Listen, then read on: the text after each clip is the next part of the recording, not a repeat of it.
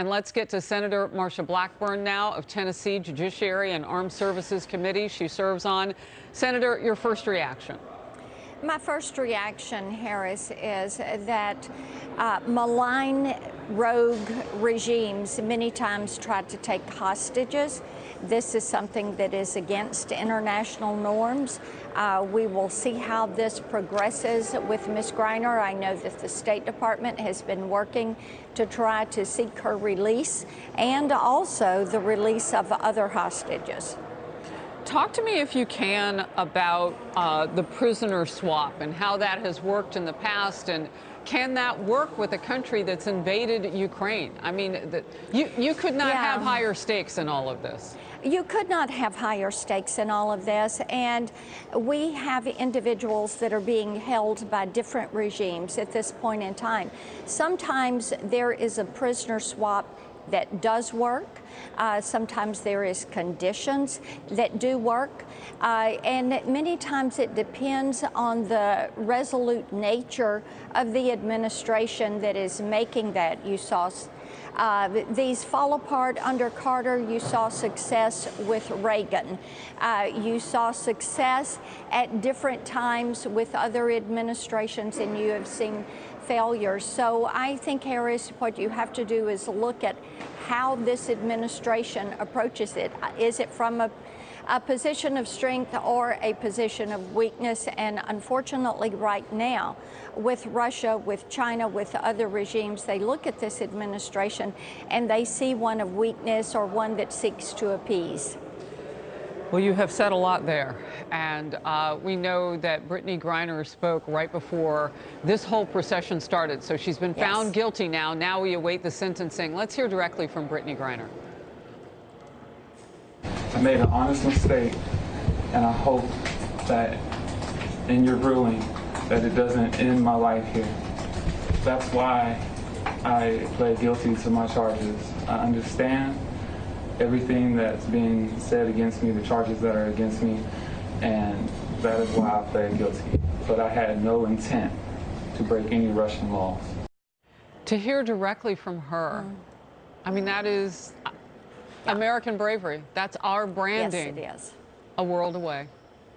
Indeed, and we want to get each of these individuals home safely. All right, we will come back to this as we find out more information on what that sentencing could be. We know it could be up to 9.5 years because that's what Russian prosecutors have been asking for. And, you know, real quickly, Armed Services Committee, I would imagine that you would have some idea of what that would look like. I mean, it's not going to be the prison system that we know here in the United States, I would imagine.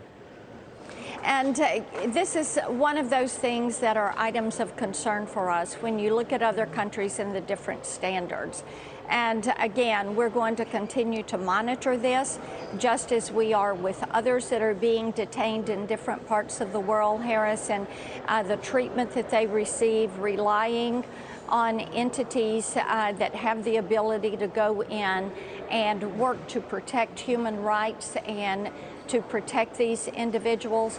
For us, when we hear these stories about these detentions, wrongful detentions, it is something that is just heartbreaking. You know that their families are suffering, and we work diligently to try to help get these individuals home.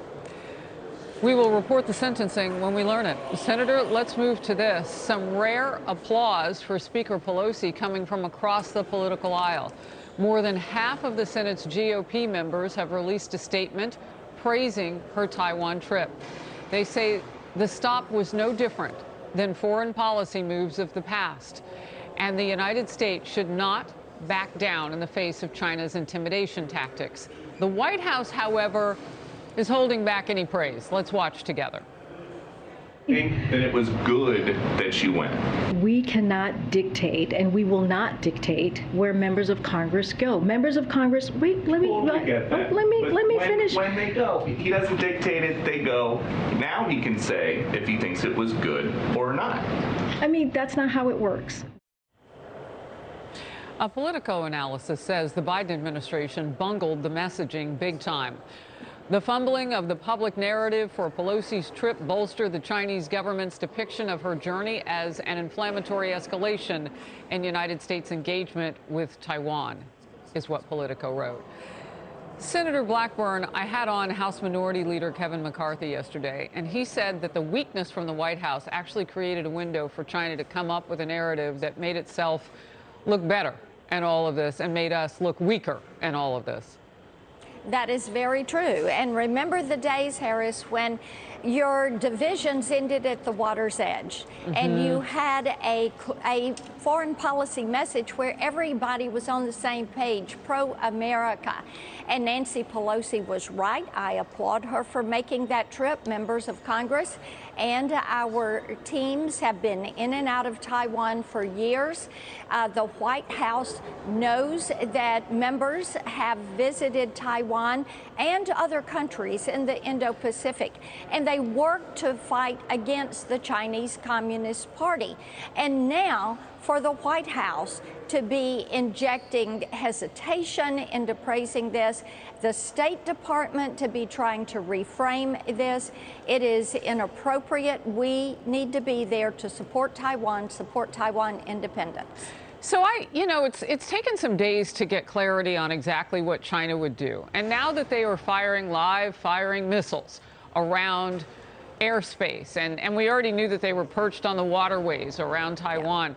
Now that we know that they are willing to engage their military in this way, unprecedented it's being called for many decades, what is exactly the White House's position? Because they aren't saying what it is, and is that also dangerous? It is very dangerous. Yes, indeed it is. We cannot let China or Russia or Iran or North Korea, what I call the new axis of evil, we cannot let them dictate foreign policy to us. And the weakness of Joe Biden and this administration, the hesitancy they have had with dealing with the Chinese Communist Party, is causing issues domestically for us. It is causing foreign policy issues. You need to have your allies know that they're your allies, and your enemies know that they are your enemies, and that they are going to be held to account. And when you blur those lines, it becomes very difficult. Now, those blurred lines are what is encouraging the Chinese Communist Party to step up to see if we will defend Taiwan. It encourages them to move into the South Pacific, into the islands. It encourages them moving into South America. You look at what they are doing there. Their Belt and Road Initiative, their debt diplomacy. And in North Africa with that Belt and Road. That's right, in Djibouti. That's right. You look at all that, yes. Real quickly, 18 months. Fox News is hearing from sources that they could invade. How does a timeline like that get dealt with per the United States, per the White House? Just a quick thought on it. What we need to do is realize that our foreign policy has to be definitive, and that people need to know we will stand with our allies. Well, right now they need to know we're going to stand with each other. Yes. Right, with the House Speaker and the White House, they got to get together. That's okay. right. And this is happening right now, too, a Senate Judiciary Committee hearing on the, quote, oversight of the Federal Bureau of Investigation. So we're looking live now on Capitol Hill, and that is FBI Director Christopher Wray staring down a long list of questions today from senators. The New York Post outlining just how wide the range of topics could be, from Hunter Biden to the January 6th investigation to parent involvement in school board meetings and more. Even Dr. Larry Nassar and the young gymnasts, the women who were sexually abused, and more. Ranking Member Chuck Grassley laying it all out in his opening statement last hour. It seems like the Biden Justice Department, the FBI, have focused on intimidating parents. Multiple Justice Department whistleblowers have approached my office about that political bias. The FBI green-lit a full investigation into Trump. On the other hand, the FBI closed investigative activities and sources that provided verified or verifiable reporting on Hunter Biden. There is so much to get to. You are part of that committee. You will question Director Wray. What will you ask? I am going to ask him about what is happening at the southern border, how we're seeing these terrorists come across. We've had 56 already this year. Harris, that is up dramatically from last year, which was 15. 2019, we had 0 coming across that border. This is of concern to everyone. I want to know what he's going to have to say about the Hunter Biden laptop.